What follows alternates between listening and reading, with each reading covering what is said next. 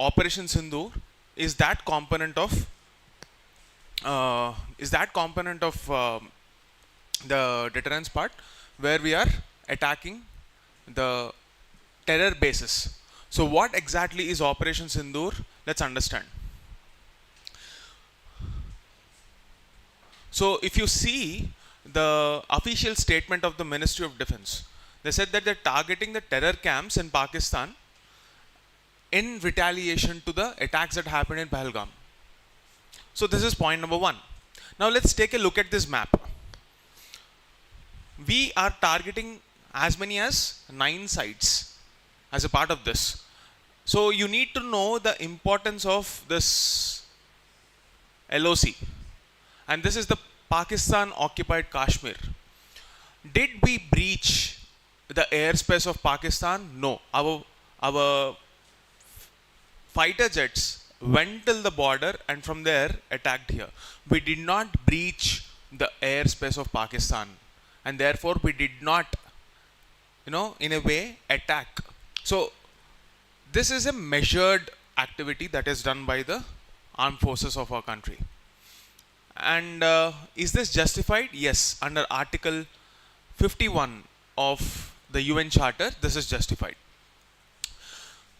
There are other places like Bahawalpur, Kotli, Muzaffarabad. So if you take a look at these places have actually been the sites of terror camp. This one especially, Jaish-e-Mohammed, Lashkar-e-Taiba, these are the terrorist organizations which have been perpetuating attacks on India from many decades. So we wanted to wipe this off. So what are the keywords used by the Ministry of Defense? Firstly, it is non-escalatory in nature. That is, we are not trying to attack the civilians. We are only targeting the terrorist camps. We are not even looking at the military camps, because that would escalate into a full-blown war. That's not what we are seeking here. And given the fact that it is happening at 1:44 a.m., PIB came up with a disclosure that it launched this, news was placed in PIB somewhere around 1:57 a.m. Okay? So the fact that we are using that time, we are not trying to gain attention. We are just doing the specific job of attacking the terrorist sites. Now, what is the diplomatic outreach? See, we were talking about how Pakistan will use its leverage as a victim, right? So it is important to have a diplomatic outreach. We discussed this point the other day. So we briefed our national security advisor. Do you know who is our national security advisor? Ajit Doval. He briefed the counterpart of US and told that this measure that was taken was only meant as a counter-terrorism strategy. We informed Russia, United Kingdom, and also many nations in the Middle East, because we didn't want to escalate the tension. Now, you know the Pahalgam attack. I am not going to discuss what this is. So the military response. We spoke about a triaxial architecture, and within the retaliation, we spoke about the need for all the armed forces, whether it is Army, Navy or Air Force, we needed a coordination. And that's exactly what happened in this Operation Sindoor. Next up, what is the historic significance? This is the first time since 1971 that a tri-service approach has been adopted for any operation. What happened in 1971? What was the context of this India-Pakistan war? Liberation of Bangladesh, which was then called East Pakistan. Okay, so this precision targeting of terror infrastructure is the characteristic feature which will be communicating a clear message that we have a anti-terror stance. India is an advocate of terrorism as a global problem. The fact that we do not have a single UN convention which clearly defines terror. The word terrorism does not have a clear legal definition in international law. UNSC, which was existing from the times of World War II, was supposed to address this problem. Terrorism is also a roadblock for peace, right? But the fact that we don't have a UN level convention, that is, we don't have a consensus, we don't have an agreement that terrorism is a problem, because the conflict is one man's terrorist is another's freedom fighter. But that's not a justification, because once you agree that a weaponized approach to negotiate what you want, two parties cannot talk with weapons. That's not how you arrive at a consensus to deal with peace. And yet there is no convention on terrorism. India wants to use this opportunity to tell the world that we are against the idea of terrorism and we need a consensus on terrorism. And that's why diplomatic outreach is extremely important. So, what are the sites? This is one of the most important sites, Murid K. You might get mapping based questions next year. Probably not this time, maybe next year. So all these places, Muzaffarabad, Kotli, Murid Ke, Bhavalpur, Sialkot, all these places, whether they are in Pakistan or Pakistan occupied Kashmir, they will become important in your mapping. Conflict zones, those conflict zones are always asked in prelims examination, whether they are in Africa, whether they are in Middle East or Europe. The places in news are extremely important. Have a look at this map. Okay. Now, what are the additions? See, this is Jaish-e-Mohammed, Bahawalpur. That's the reason we are attacking there. So you have Lashkar-e-Taiba, Jaish-e-Mohammed, Jamaat-ud-Dawa. These are some of the terror organizations which are acting against the sovereignty of this country. See, even in this specific attack, Operation Sindoor, we have a connection with what happened in Balkot. Okay. Even during the time of these attacks, the same places which we wanted to target today were also in focus back then. But we were not prepared with complete information. We did not want to carry out any attack that might cause a collateral damage to the civilians. So this time, with much more clearer information, we have destroyed those camps. That's what happened. What is the strategic timing aspect of this Operation Sindoor? Firstly, it was a very calculated approach because we did not hastily react. We took almost 2 weeks of time, gathered intelligence, prepared for this event, and then attacked the bases properly. And this was a pre-dawn approach, meaning it was happening when the world was asleep. So it did not attack any civilian, it did not cause any escalation which might, trouble the civilians. And even within our own country, we prepared the world and our citizens that on 7th of May, we might have a drill, civilian drill, which will make us ready for what can happen as a after reaction. So, if we have to talk about this opportunity as a time where we have to focus on civil defense preparedness, another aspect of internal security. Right now, if some attack happens, do you think our country is ready to handle that? We don't know what to do.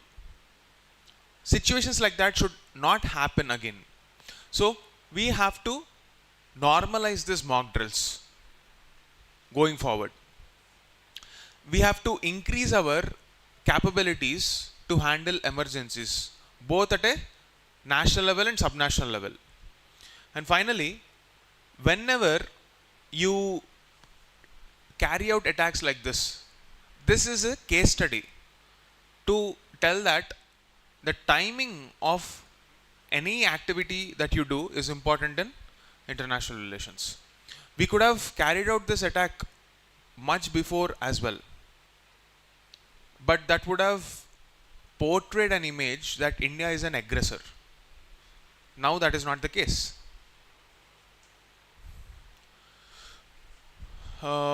See, this is basically a summary of whatever we discussed. What is Pakistan's response? See, firstly, they portrayed this as an act of war. And as of 6 a.m., there was a report which said that the official stance of Pakistan is that they consider this as an act of war and they're ready to act as they wish, as they want. Good luck with that. So, they failed to take the actions against perpetrators. Their air defense mechanisms failed.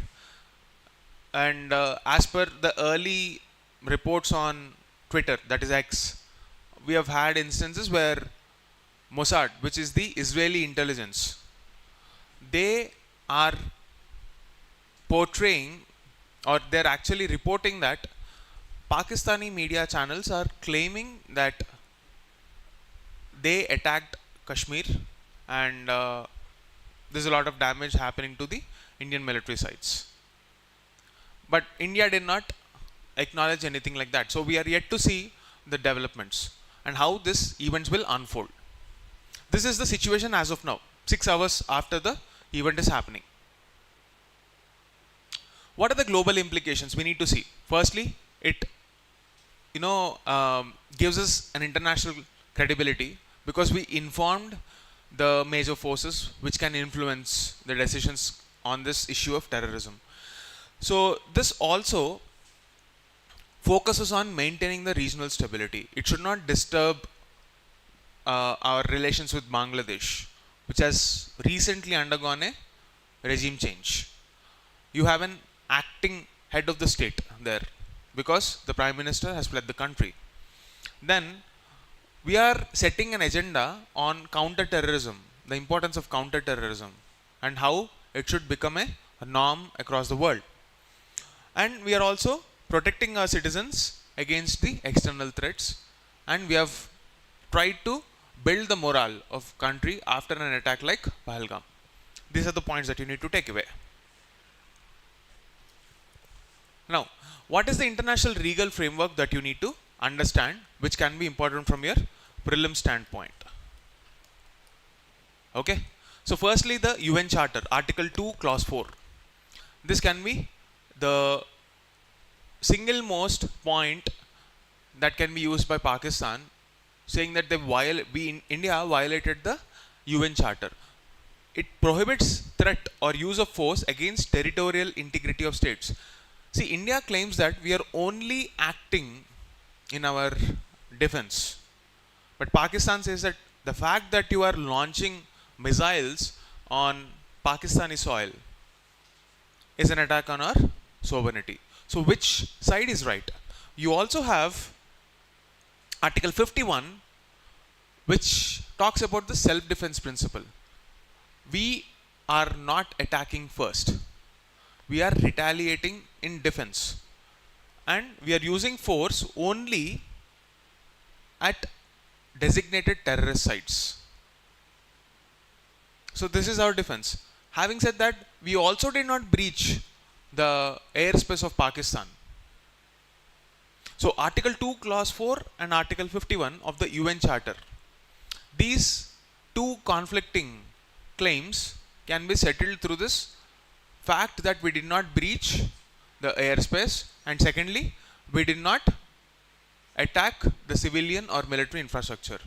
So there is something called Chicago Convention.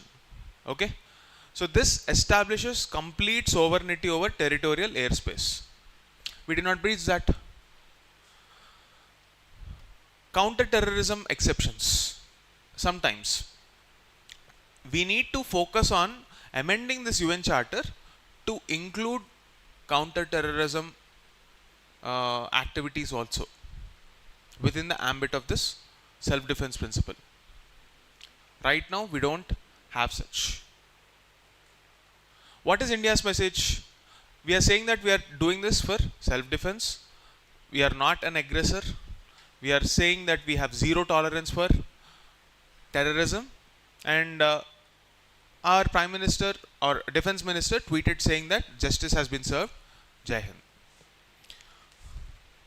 So, both internally to build the morale of our citizens and externally to send a message that we are not okay with terrorism, this Operation Sindoor is a case study. So this is the ministry's statement. Okay.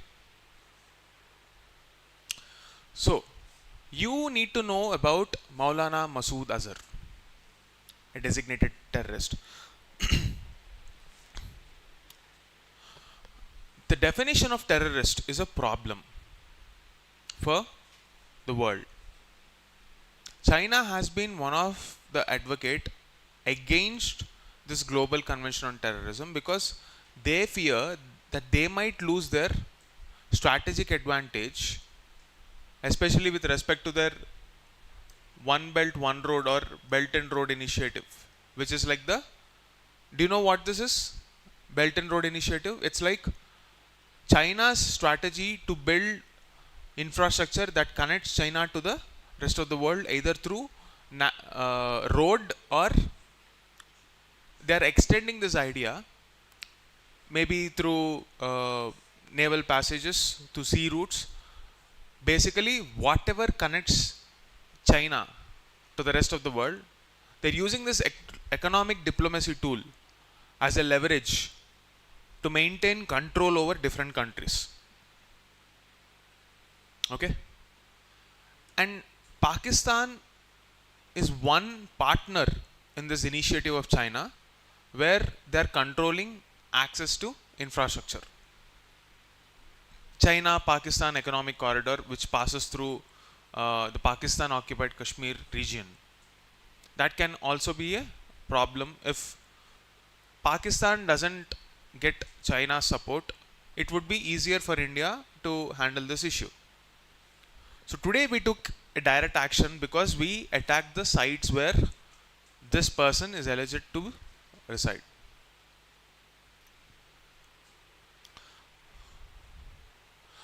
We also discussed the no money. Can anyone tell me? No money for terror financing. The conference that we handled to address the issue of terror financing.